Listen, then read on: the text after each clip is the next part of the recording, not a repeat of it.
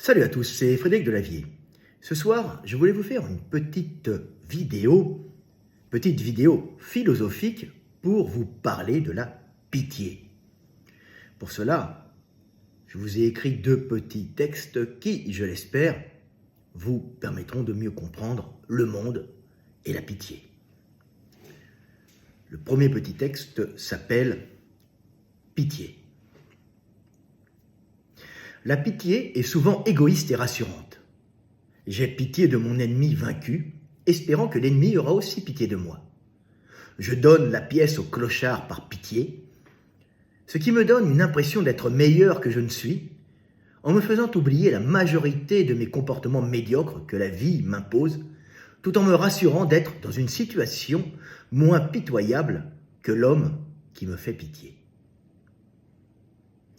La pitié n'a souvent rien à voir avec l'amour et la compassion qui débouchent souvent sur le geste désintéressé et le sacrifice, contrastant avec l'égoïsme intéressé de la pitié.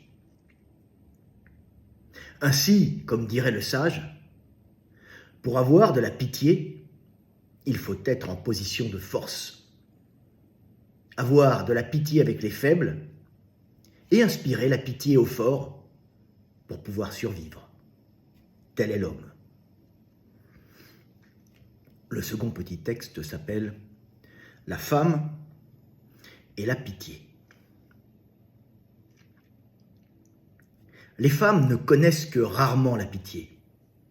La pitié est souvent le propre de l'homme qui sait que lors de ses combats virils et guerriers, s'il n'a pas parfois un peu de pitié pour ceux qu'il aura vaincus, les vainqueurs n'auront alors pas de pitié pour lui si par malheur il est vaincu.